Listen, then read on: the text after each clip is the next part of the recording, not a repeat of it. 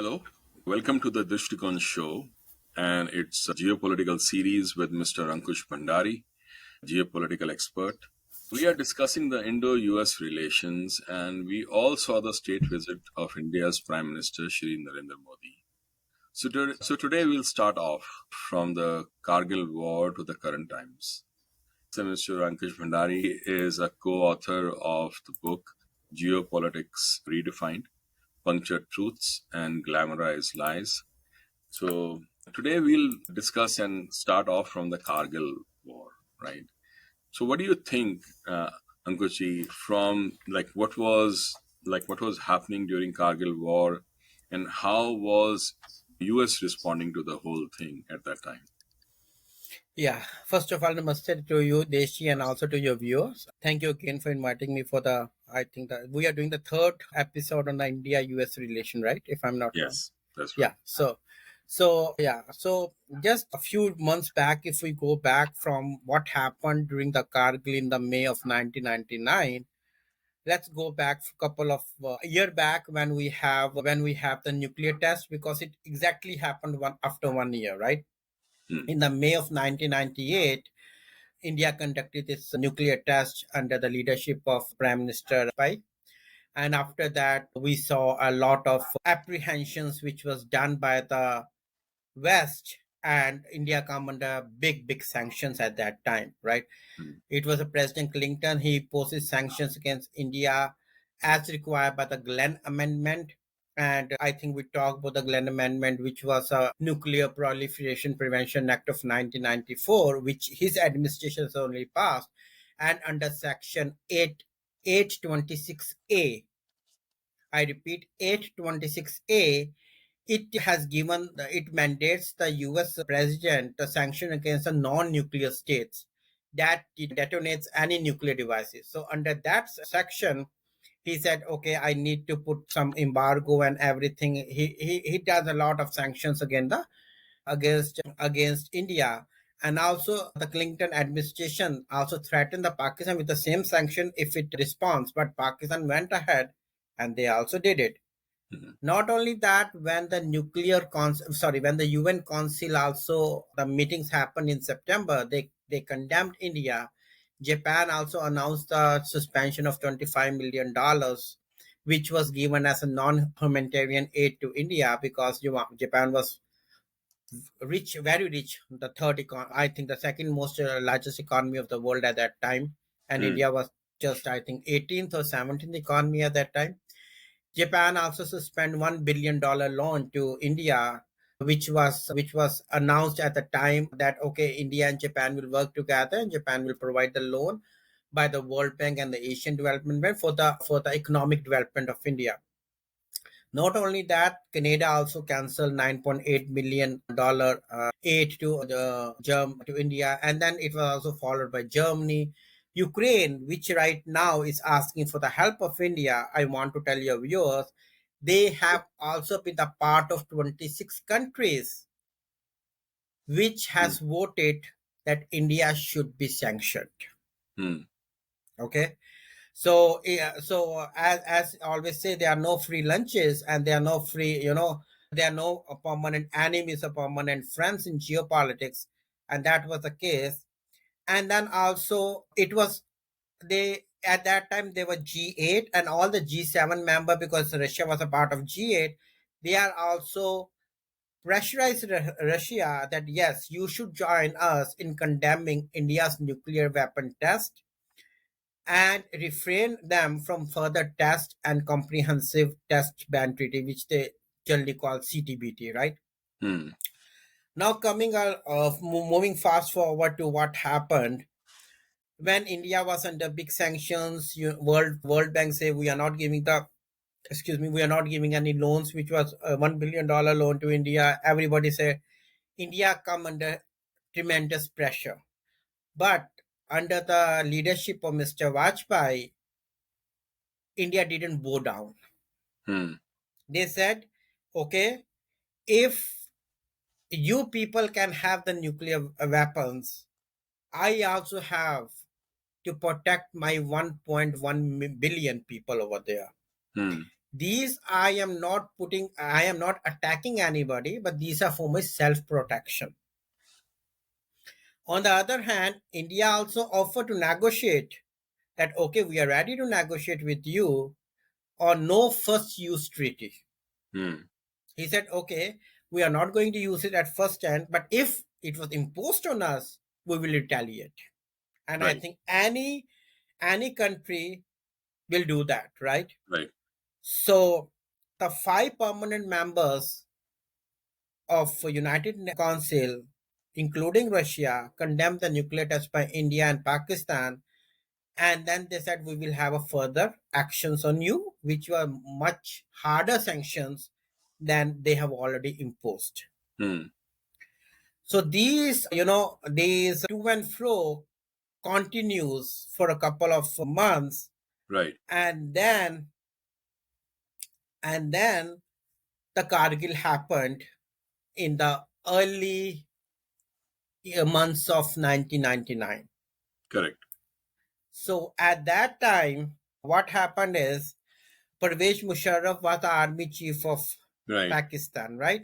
Hmm. So he asked or I will say he planned the Kargil attacks to take over Kargil, Dras, and all the top hills of the Indian Kashmir, of the Kashmir, right? And they want to take over so that they can cut the link from Jammu to Srinagar, and then they can take over the Srinagar too. Right.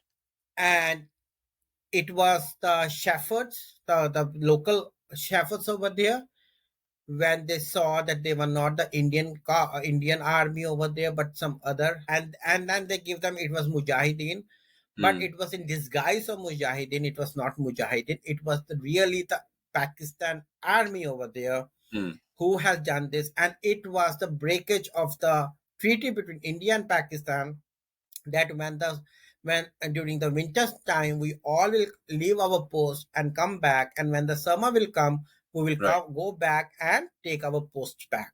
Right. So it was the, and before that, that the Indian Prime Minister has taken the bus from Delhi to Lahore, right? Hmm. And met the Prime Minister Sharif, the Pakistan Prime Minister Sharif, and he was the first Prime Minister to went to Lahore on Minare Pakistan, Minare, Pakistan. Right. right? And it was a big headlines all over the Asia that, okay, India Right. has recognized now Pakistan as a country, Right. because Minare Pakistan was the one which says that, okay, this denotes this is the symbol of Pakistan creation or Right. existence, I will say, right? Not the Right. creation. So they said, okay, we are good enough, and but it was really a stab in the back, I will say, or in the front of in the heart of Vajpayee ji, when he came to know that they have stabbed him by taking off. Because one time I am visiting the Lahore, meeting their people. He also take the Bollywood stars like Devanand and Dilip Kumar and other people, right, which Hmm. are Hmm. very famous in the Pakistan. So it was not only the prime minister visit, it was a culture to culture, people to people meeting which they have gone there. Hmm. So they said that this is too much, and then when they came to know that, okay, they have seen some people over the top hills of Dras and all those, the Kargil war started. Right.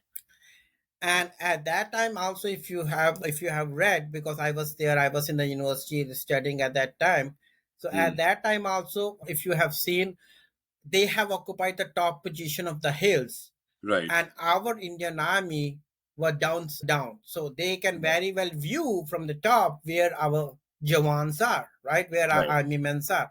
And they can bombard from there, and they can do anything because they are in a better position than us, Yeah, right? it was a very tough battle. Yes. Yeah, it was, and it was the first battle in the history. I don't know if you know this. It was, I think, George Fernandez said that it was the first battle in the history which was fought at such a high altitude. Right. No battle in the history has been fought and won Right. because you were at a very bad positions. Your enemy has a much better positions than you, and they Hmm. are there, and still still you move ahead day by day because you Right. have just 3 hours to move, right Mm-hmm. from 1 o'clock till 3:30 before the Right. sun comes up, right? So Right. only in that 2 hours your army has to move, take the right positions, Mm-hmm. and then they have to wait for the whole day Right. for the sun to set up, set down, Right. and then plan and then move. And it was not a march on the roads; it's a march on the hilltops, Right. which are one of the most arid regions of the world. It's the Right. Himalayas, right? It's not like we are going in any small hills of Aravalis or something, right? We don't Right. care. Right. So that was a time when they said and So, gee, like what what I really want to ask is, then how did the war actually come to an end? Because like there were a lot of, things that were going on, and it was a very tough Mhm. battle. So how did it close in the end? Yeah, I think when on July 4th, they were also written in the archives or somewhere I have read that President Clinton wants India to get its forces out and declare that ceasefire, that okay, we are not at war right now. But Prime Minister Vajpayee was very clear on that, and he said, I am not going to declare a ceasefire unless and until your Pakistan army doesn't take back its forces out. And then, as per the report, also the CIA has said to President Clinton that it was not Mujahideen, but really the real army of Pakistan who has taken the post in the hills, which are Right. Indian post, and it was all orchestrated by General Musharraf, Pervez Musharraf. So it Right. was his planning, it was his way that okay, we can take Kashmir in this way. And also I want to mention you here is Israel, the real brother of India, helped India a lot during the Kargil war. When India asked the locations from CIA so that they can bombard them, it was rejected. The ask was rejected by the America. It was Israel who give the Indian army the exact location, and then the Indian Air Force launched Safed Sagar mission. Mm-hmm. And if you remember, during that time, one of our pilot, Nichiketa, his plane was taken down by the Pakistan army and he landed in Pakistan occupied Kashmir at that time. Mm-hmm. And it was the Iron Man Vajpayee. He under his pressure to the Pakistan Prime Minister, he was returned safely, not even an arch on his body. Right. So Mr. Vajpayee was very clear, unless and until Pakistan doesn't get its army back, we are not going to retreat. Correct. Because at that time, now India has lost more than 500 soldiers in Mm. a span of maybe 2 months, I think, right? Right. But India has gained a much better edge on Pakistan. Right. And then finally, on July 4th, everybody says that, right? On the President Clinton summons the Pakistan Prime Minister Nawaz Sharif to Washington for 4th of July emergency meeting. Correct. And the message was clear and loud. Sharif, you have to withdraw the Pakistan army from their position beyond the line of control, else you are out. Right. Even it was heard in the galleries of the Indian, what you can say, the ministry level, that Right. there was a conversation on the nuclear war out also. Hmm. And Mr. Vajpayee was threatened what will happen if Pakistan put a nuclear weapon on India. Right. And Mr. Vajpayee response, Prime Minister Vajpayee ji response was, you can take one fourth of Indian, Right. but I will wipe the map of Pakistan from the world map. Correct. And I So think he was. like couple of things I want to add here is that Mhm. like you were saying that they were like not like Mujahideen, they were the army regulars of Pakistan. There is a very important book that Lieutenant General Shahid Aziz has written. Yeah, And I have read that, but yes, yeah, that's on yeah, my he was the list. ISI chief at that time. Yes. And he wrote about that book, and that book is in Urdu actually. Like it is Ye Khamoshi Kahan Tak. Hmm. And there he has shared how it was actually the army regulars who were fighting the war. And I think that link also became very clear once, that recording was taken of Pervez Musharraf, who was calling his lieutenant general from China. Hmm. And he said very clearly that, these people are just our own people, and like we can just turn them around the way we want. And so when actually Nawaz Sharif, like you are saying, he went to meet Clinton on July 4th, which was the US Independence Day and it was a holiday in the US. Right. There he went, and many Pakistani analysts have said that he actually was begging for Ceasefire. a ceasefire at that time. Yep. Yep. And his Secretary of State was there at that time, Right, and he said he was literally begging. And before that, I just want to take 2 minutes. Before that, in June of 1999, because Kargil started in May of 1999, right? right. In June, President Clinton was in Geneva, and he was making a speech on International Labour Organization. Hmm, And his national security advisor, Samuel R. Sandy hmm, Berger, he slipped out from that organization, from that speech, hmm, because he was said that Mr. Vajpayee has sent an urgent letter to Mr. Clinton. So he was shocked what happened, because they were always there that okay, India and Pakistan nuclear arsenals, they are nuclear countries. What the message is? Vajpayee's message was that India now is ready to attack inside Pakistan. We will go beyond the line of control if Pakistan didn't pull its troops within next couple of days. I think the timeline was 1 week. right. Okay. And it took the Washington Post had written that, let me get some experts from there. Excerpts, what it says is, India, which has lost more than 100 troops trying to dislodge the Pakistanis, would storm across the ceasefire line that divides Kashmir or open a second front elsewhere on its border with Pakistan, Hmm, widening the first armed conflict between the rivals since both tested the nuclear weapons last year. right. And Clinton said that Clinton has faced, okay, the possibility is that 700 Pakistani troops, which are already camped on the fire bases up to 16,000 feet heights of Himalayas, they can destroy the rapprochement of India, right? And this can go for a couple of months. Hmm, But if you remember, the Secretary of State at that time was Miss Albright, Madeleine Albright, right? hmm, She take a step back, and then she said, I need to talk with somebody from India. hmm, She started sending urgent messages restraining India to take that action. hmm,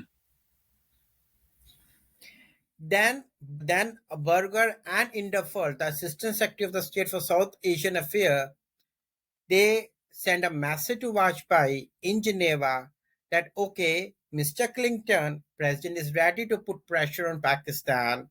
So please wait for our further messages. hmm, Don't act right now. We are going to put the pressure on Pakistan. right, And this all happened within the time they were in Geneva. They right, were not back into DC at that time. right. And that Then, is, yeah. yeah, then Clinton dispatched to Islamabad General Anthony, Hmm, which was the commander, Anthony Ginny. He was the commander of the US Central Force, to tell Prime Minister Nawaz Sharif and his military commander, including Pervez Musharraf, to pull back to their side on the of the line of control. Right. And then he said that okay, Pakistan response said that we are already impoverished people, we can't afford the full scale war. No, these are not our army, these are mujahideen. And then they said if you are not getting back, we are not giving you 100 million loan next month, which is coming from IMF. Right. We put a halt because we are giving it for the people of Pakistan, not for a war with India. Right. So these are the things which happened. I have just given you an excerpt on that. There are a Right. lot of things which happened, right? Right. So I think Uh, a very positive and very important role was played by Bill Clinton and also by the US Only establishment. by the pressure from Right. Indian government. Correct. Because And earlier they were saying, no, right. no, no, these are mujahideens. No, Right. no, we can't say because these are the independent. They have the right. They Right. they have the same concept of mujahideen fighting in Afghanistan against the Soviet. Right. So these are the same people, right? Right. Now they were disguised of the Pakistan army. Right. But But they at when, least did the right step when Bill Clinton actually put the pressure on Nawaz Sharif and then Musharraf to actually bring everything back and close the war. Right. yeah, So yeah, so that was so I think that was a good. I mean, from where it started in the nuclear blast in 1998, then 1999 was the Kargil War. yep, And then in 2000, Bill Clinton comes to India, yeah, that was an and which interesting was, story, yeah, right? which was the Because first, president's trip to India since 1978, right? yeah, the last time it was the Jimmy last Carter, time Jimmy Carter, yeah, right, he and the first lady visited. So right, that's why it's always said that Pakistan incursion into Kashmir has turned the U.S. diplomacy upside down. right, So that's always the White House or the if you go there, then what happened? Because they said okay, India has said that we are at right, and if it doesn't happen, we have to go beyond the control. And it is also said that US is also under the pressure of Israel and other right, countries from the security union, that Pakistan is at fault, so we have to come down with the terms with India right now. hmm, So I don't know, but it was being it was being said that yeah, Bill Clinton administration was a pressure from not only from India at that time, but it also came from the pressure from the other five permanent member, along with the European Union. It's allies like France right, and England. correct, So that was the time when everything changed, and then President Clinton visited India in March of 2000, right? right. And he And extended.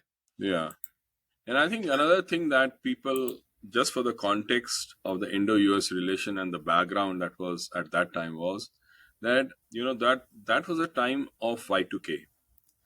Yes, Everybody was afraid of Y2K, and lot of things were happening in terms of the movement what will of happen? people. The engineers were coming to US, the Yeah, professionals were coming to US, and also a yeah, lot of work was being sent to India because there were no coders who could still do that work that was required for the Y2K.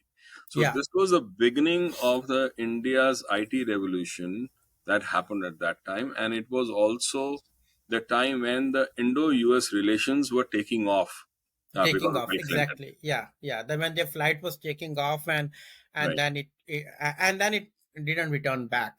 I will right, say that.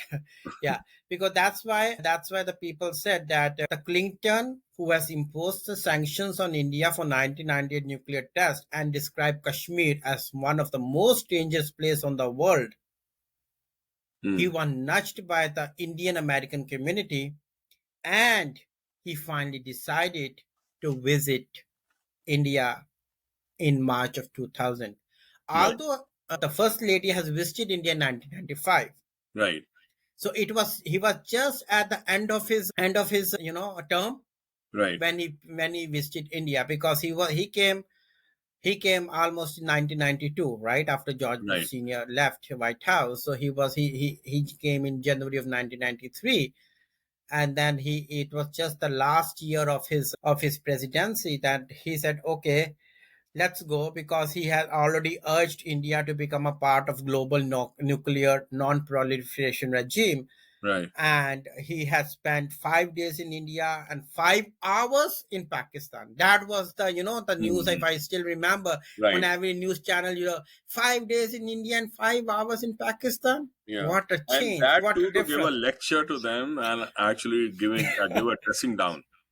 Yeah, exactly. That would tell them enough is enough. Now Right. you have to know what is right and what is not, and we are no more fools. Right. Because that was the beginning. See, until then, the Indo-Pakistan, work from America was always a hyphenated kind of relationship. Right. Always with India, Pakistan had to come. That was the first time when this India-Pakistan, their relationship in South Asia was actually dehyphenated. So that Yes. dehyphenation happened in that Bill Clinton's visit. Right. Right. And I just want to give you some excerpts from the White House, the visit of President Clinton Hmm. to India, what President Narayanan, right, of India has given in exchange of toast at the Rashtrapati Bhavan, or the President House of India. Hmm. He said that the influence of Gandhi on Martin Luther King Jr. in the struggle for the equality of black in America is well known. So much so that when Mr. King was shot, the whole world said another Gandhi has been shot. Hmm.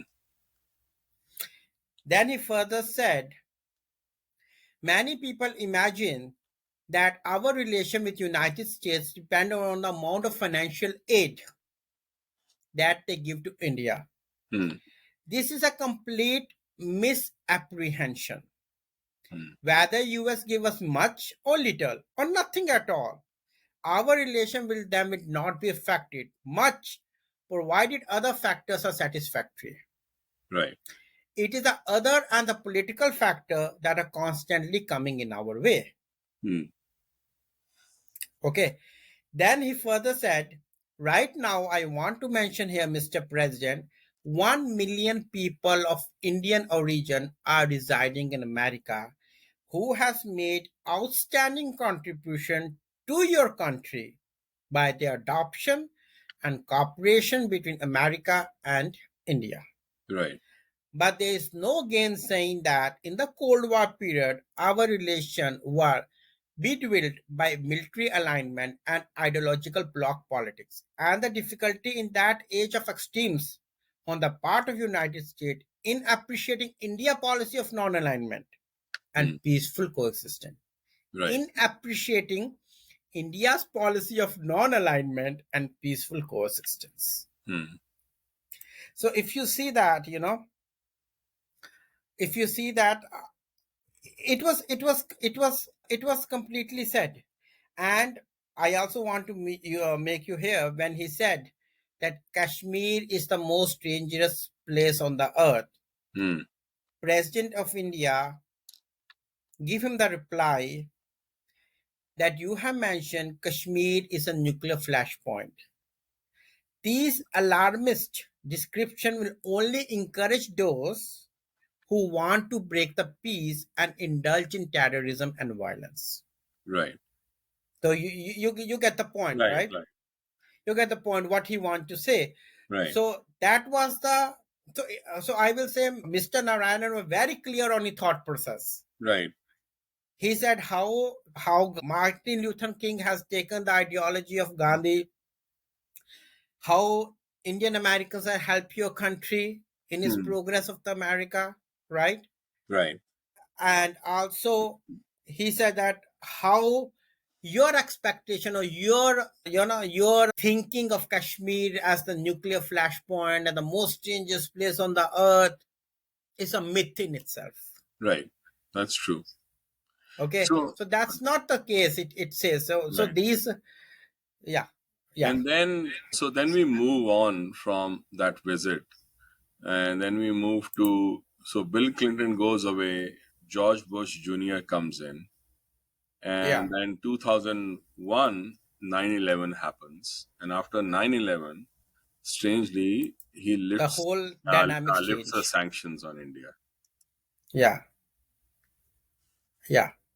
So if you see during the Bill Clinton, sorry, when Bill Clinton left the White House, Mr. Vajpayee has the first meeting with President Bush, Hmm. and 9/11 happened. He has advised Mr. Bush when he visited in November of 2001 to the White House Hmm. that Mr. Bush, America is not ready for the war. Right. He has openly said to his meeting with President Bush. Vajpayee, if I can give you the Washington Post excerpts from here, Hmm. he said, military effort seems at times to be slackening. And he further raised the prospect that the setback would bolster extreme forces in Pakistan. Right. So when he was asked, what do you think about Taliban? He said, it appears the Taliban are well entrenched, so ground forces will have to get engaged over there. Hmm. Right. So that was the way he said that Right. one day. So Vajpayee also said that he has sought out more military expert to explain the U.S. strategy, Right. which is heavily dependent on air strikes. Correct. So he openly says sometimes there appears there is a stalemate, and the next year there is a huge bombardment. Right. He said this strategy, I think, is not okay from a US perspective of taking away the Taliban from Afghanistan. Right. But I mean, like they had their own calculations and ideas, and that is how they wanted to approach it. And I think that is what they were trying to do with, especially if we look at the Kunduz airlift and all those things that happened during that time, and how the Pakistanis took away most of their folks. And actually, they were given an air passage from Kunduz to Pakistan for 4 to 5 days, and 4 to 5 thousand people were evacuated from there, and mostly Taliban, Al Qaeda. So obviously, the US, I have a feeling, was not really in it, like into the war. That is why they just left it midway and went over to Iraq to fight another war. Yeah, because Right. yeah, that was another story what I heard Right. and what I read that there is a very famous term in DC, Washington DC, revolving door. Have you heard of that? Yeah. Yeah. So one time you are the head of a particular think tank, Right. and another time you are in the politics. Right. So you revolve between that door. Hmm. And where you think your pocket fits best, Right. you join that camp. Correct. For example, the vice president, his deputy, Bush deputy, what was his name? Dick Cheney, right? Big Cheney. Yeah. He was the head of energy and power of, I don't remember the think tank name, Hmm. and he also became the vice president. Right. So I forgot that movie. What was that movie name? It was on Dick Cheney only. I think Dick Cheney was the name of the movie. I Okay. also saw that, and I also read in a newspaper. I think I don't remember it was Washington Post or New York Post. I don't remember that. They Hmm. said that because he was the head of that, he along with Tony Blair, who was also the member and the director and the political head of the United Kingdom, they decided, okay, it is the time we are not getting anything out of Afghanistan, right? It has been a Hmm. couple of years, 3, 4 years have passed by, and we are just investing and investing and investing. So let's go to Iraq and and give them a title that they have a weapon of mass destruction. Right. And before it was being proved Right. that yes, Saddam Hussein has the weapon of mass destruction, the Secretary of State, who was that gentleman, the black guy, Colin Powell.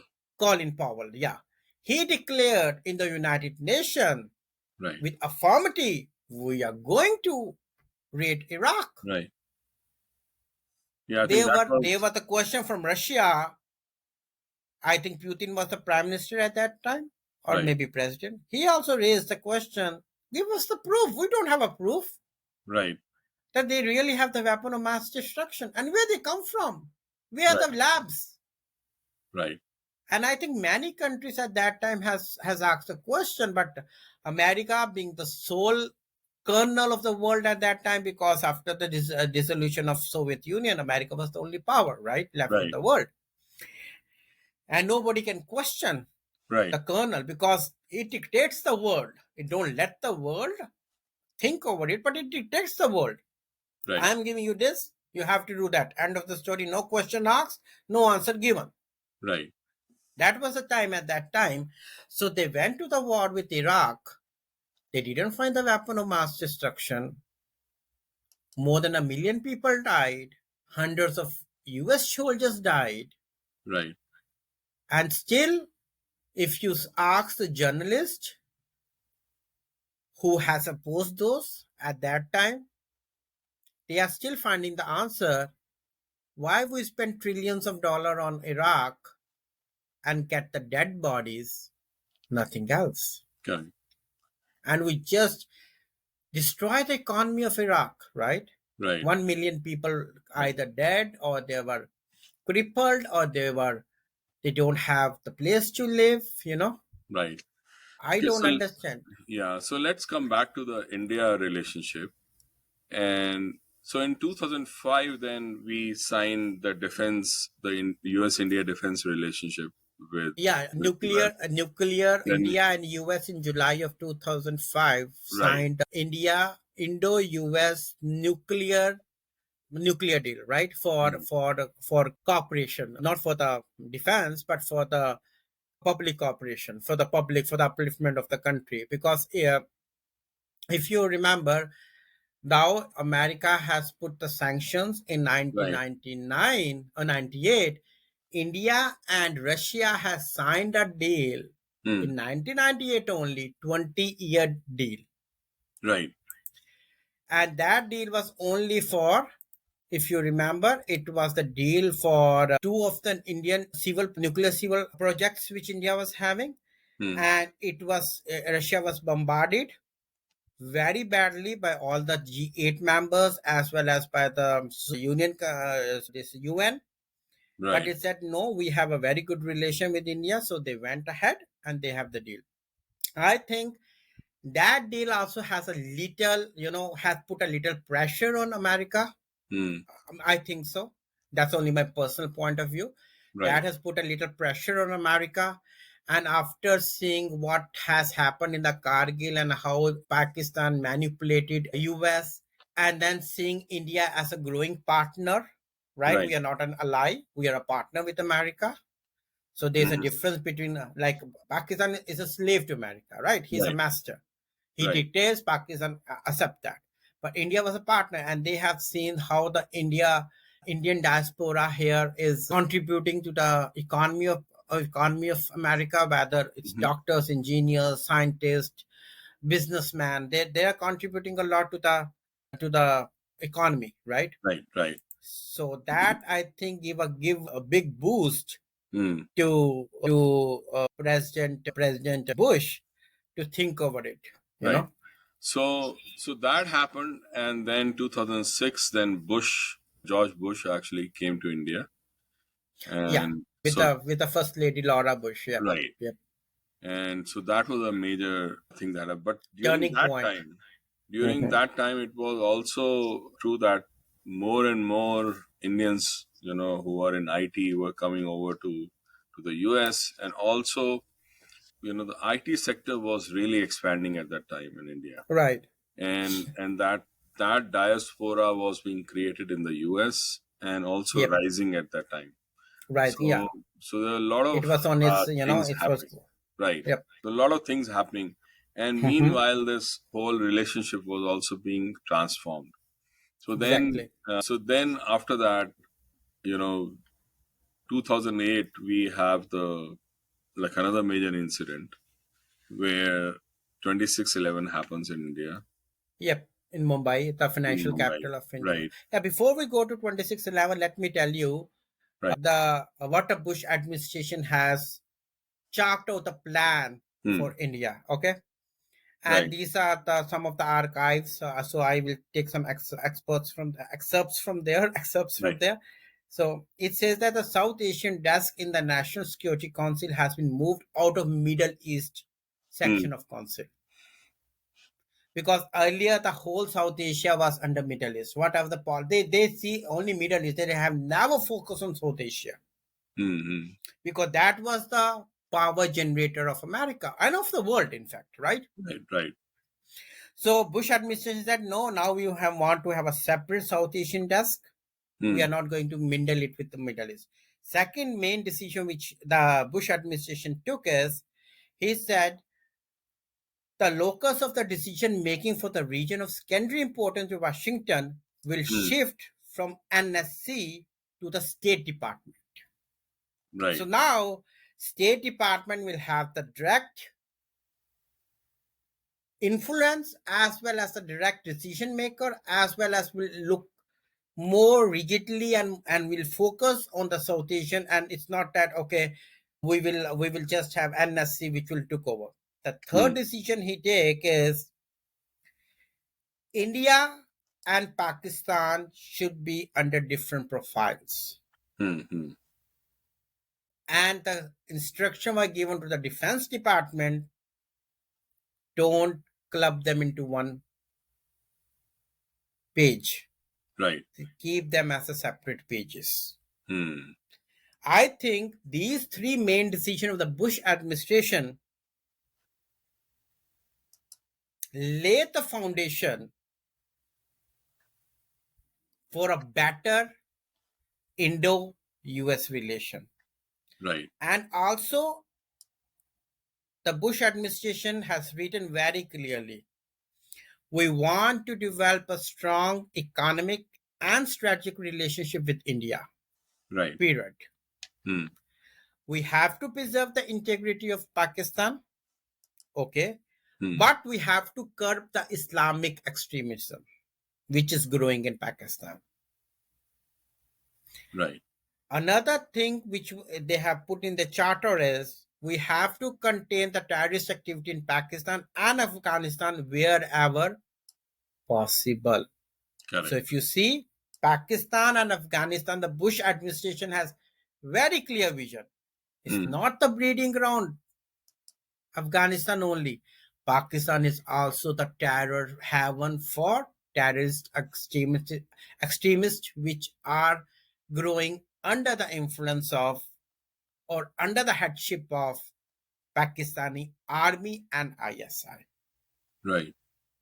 And the last two things which they mentioned is we have to promote a peace process for Kashmir, and we have to prevent the nuclear arm race on the subcontinent. Hmm. Because if that goes on, everything take the backstage, right? Correct. Correct. So that's the and the Bush administration team has emphasized India is a rising power. It is unlikely to announce dramatic policy changes towards the country or towards Pakistan. Hmm. And many members in the Bush team, they have said clearly India is a potential partner in maintaining the stability in the Indian Ocean. Right. And we can only have to make the relations better with India if we have to counter Islamic fundamentalism Hmm. as well as checking the Chinese ambitions over there. Right. This was the reason Defense Secretary at that time, Donald Rumsfeld and Powell, they are they are asked to re-examine the unity of sanctions, Hmm. whether it's technology transfer whether it's improved military relation with India, Right. whether it's the memorandum on operation in Kashmir, whether it's the Pakistan to keep him check that they will not cross the line of control, Mhm. again. So Right. and I think most of the Indian didn't know that the Bush administration has done Mm. a lot to take the India and the US relation to new heights. Right.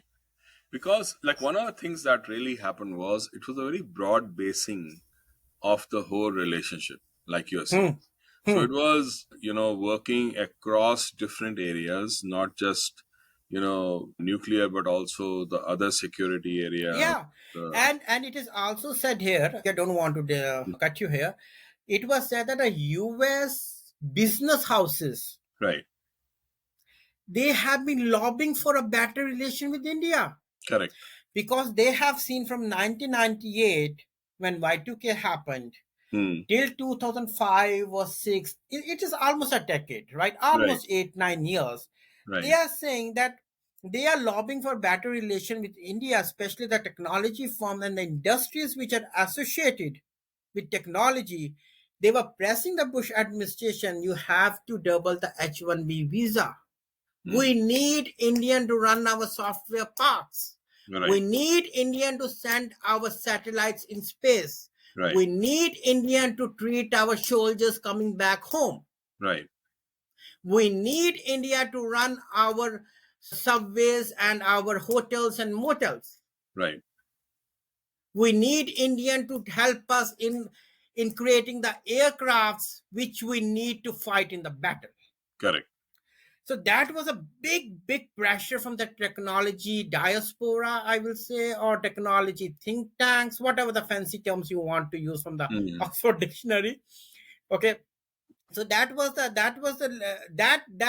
also is a very pivotal factor Hmm. in getting India and US Right. on the path to progress, on a strategic partner.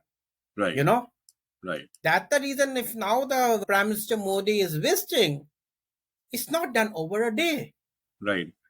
It has been done over and over years and weeks and months. Right. That Prime Minister Modi has been invited to give the second time in the Congress. It was Vajpayee ji. I don't know if anybody knows that. It was Vajpayee ji in September 2000 when to the Bill Clinton administration he has addresses the Congress. Hmm. No, but I don't think many Indians also knows that.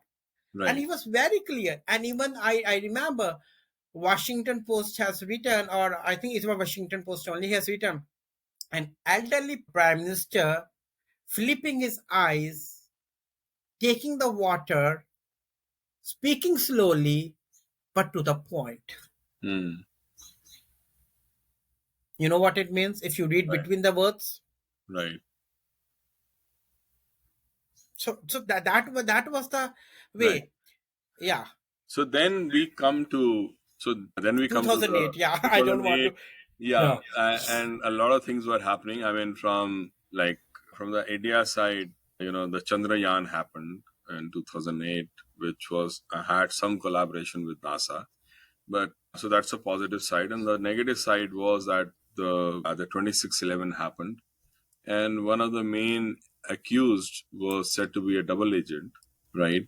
Like David something, I don't remember his. David Harley, right? Yeah, David David Headley. Yeah, Headley. yeah. Yeah. Right. Right. So there was this like very sad, almost an like I would say actually not almost. It was an act of war from Pakistan Right. Right. against India. Yep. So that some of the links went all the way to that double agent David Headley. In fact, Headley. quite Yep. a lot of them. Yeah. So that was a very sad time, right? Yeah. And also, I don't know if you or your viewers knows that when 2611 happens, America's already faced that 9/11, Right. so they can very well resonate what is terrorism now, because Hmm. earlier Good terrorism, bad terrorism. Right. If it strikes you, it's a bad terrorism. If it strikes me, it's a good terrorism. Right. But now the terrorism has one definition, not two definitions left, Right. which was very crucial for the Pentagon, for the White House, Hmm. for the European Union, for Brussels, Right. for Moscow, Hmm. and New Delhi. Right. So when one definition comes up, India was attacked. I say it is an attack. I will Yeah. not say the terrorist attack. It's an attack on Indian Right. soil. People say, "Oh, it's a terrorist attack," but who was the terrorism came from? Pakistan. Who trained them? Pakistan army. Right. Then how can you say these are terrorists? Maybe these are the army men, Right. right? These may be the 10 top, maybe commandos, or they have Yeah. sent Yeah. the They were trained just as commandos. I mean, yeah, you did not just give them the titles, but otherwise they were yeah, trained as commandos. I would call them as Pakistan military commandos who yeah, came over to the largest Indian city yeah. and attacked it and kept it hostage for 4 to 5 days. Yes, And in that India way, has to take down its commandos correct. to take it over. Right. So it's a war going on right in the Right. Indian soil, Right. right in the heart of the Indian financial capital, Right. right in the heart of India, Right. right? It's the same war. New York World Trade Center happened, it was a financial hub. Hmm. Mumbai happened, it's a financial hub. Right. You take the finance out, you take the country to its knees. Right. Simple and straight. No theory explained. You don't have to be a Yale expert on that, Yale graduate or Harvard graduate to understand if you take somebody money out, you can bring the person or the country or the economy. You take the economy out, you bring the country to its knees, right? Right. So that's what I was saying that, okay. And at that time, special FBI teams flew from Atlanta to Mumbai Right. and they helped the Indian intelligence agencies to take over what's going on. Right. And all the roads of terrorism goes to Rawalpindi. Right. Wherever you go, all the links, all the roads, all the channels, where it leads to Rawalpindi. And Correct. where in Rawalpindi? The headquarters of Army and ISI. Right. Not anywhere else, Correct. right? And I think the Bush administration, especially President Bush, was really annoyed by that. Hmm. Because under his nose, 9/11 happened, and under his nose, London happened, Hmm. London tubes. Right. Under his nose, Mumbai attacks in July of 2005 happened. Correct. Bangalore attacks happened. Hmm. New Delhi attacks happened of 2005 October, just before Diwali. Right. Now Mumbai attack in 2008. So Paris attacks happened under that time. Hmm. So if you just jot down the terror attacks on the democracies, Right. leave the countries. I don't want to say Paris is France or India.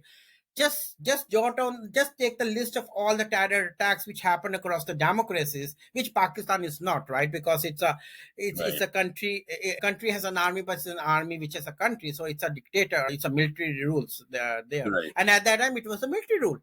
It was Parvez Musharraf rules. It Correct. was under military rule, right? Right. So what I want to say here is to conclude is that if you see, I think President Bush was really annoyed by what is happening around the world. Right. And they want to teach Pakistan a lesson. Hmm. But, as we always say, there are no friends, no enemies in politics. Because they were so much engaged in Afghanistan, they can hardly do anything over here. Right. Because they were using the pads, the helipads. They were using a lot of things from Pakistan because they were giving money, billions and billions of dollars were just flowing to Pakistan, and they were using their launch pads and everything. So I think that put a little, put him under handcuffs Mm, that what to do and what not to do. right. That's my presumption. That's my analysis. What I understand geopolitics, I think that put President Bush under little handcuffs. Okay, my hands are mine. I can't go beyond that. Right. Yeah, So then later on in 2009, when we move further, when Manmohan Singh is the prime minister and Obama is yeah. president, Obama that administration. time, Yep. at that time, 2009, Prime Minister of India Manmohan Singh does the first state visit, his only state visit actually. So that was a major turning point, like as well within Yes. the Yes. relationships. Yeah, because the foundation has been set by the Bush administration. Right. And I also read in one paper, President Bush has said, India on the east and America on the west, we don't need anybody in the world. Hmm. And that is now coming true. After 13, 14, 15 years, is coming true, right?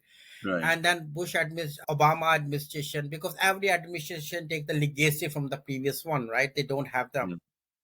So they must have seen that what happened in Mumbai, what happened in New York, and all those. And the main turning point came in May of 2011. You remember? Right. When they found the world most dangerous terrorist right under the nose of Rawalpindi, Yeah. Exactly. living, enjoying with no obstructions, right? Right. What was that name? Abbottabad. Say it again. Yeah. Abbottabad. Abbottabad. Abbottabad, right? Huh. Abbottabad. It was just a thrown away. Thrown away. His place was just a throwaway from the ISI office, Right. the headquarters. I will say, not the Right. office, the headquarters. So I think that also must have sent the shock waves across the spines of the Obama administration, that what they are seeing, Right. because they were looking somewhere in Peshawar or in the hills of Afghanistan, or they were thinking, okay, he may have gone to the Central Asian countries or have moved to Iraq or Iran. Hmm. But and they have never thought that it will be in the Pakistan area, just in the Rawalpindi. Right. And I think that incident also made a stepping stone to the India and the US relations. Right. Stepping stone in a better perspective, not in a bad perspective, but it was also a ladder which India and US relations starts going up and up. And now US also start realizing that yes, what was the India saying from the last 20 years, since Right. 1991 or 1990, now after 2021 year, that is coming absolutely true. Right. So we are around 2009, 2010, and then there is another decade that we have to go. Yeah, So do let's you do think that we in should we yeah, let's should do it in next episode. next uh, episode? yeah, let's go about how the Modi administration Yeah. versus whether it's Obama or Trump, Right. or now the Biden administration, Modi administration versus the US, Right. US So I think we Congress. have come to that, the start of the Modi administration almost. So, and like until the Modi, rule started, there was no, I mean, there weren't a whole lot of special things that happened. So what we can do is we can in the next episode, we can start from when Modi ji came Yeah, as Prime 2014. Minister, Yeah, we 2014. can start from 2014 May, and how the the Right. heights the India US relation goes. It goes up, so we Right. can discuss on that.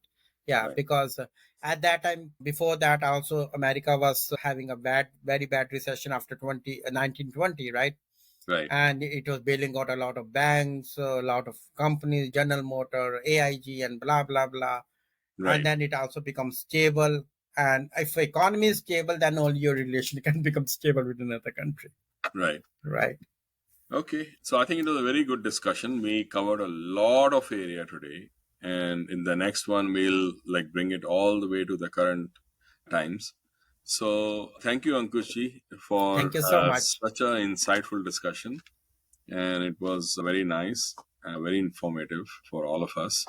So please, go and check out Ankushji's book, Geopolitics Redefined. I'll give the link. And also, please go and check out drishtikon.com and subscribe to the newsletter, which comes out every Sunday. Thanks again. And namaste, Ankushi. And Namaste. thank you, everyone.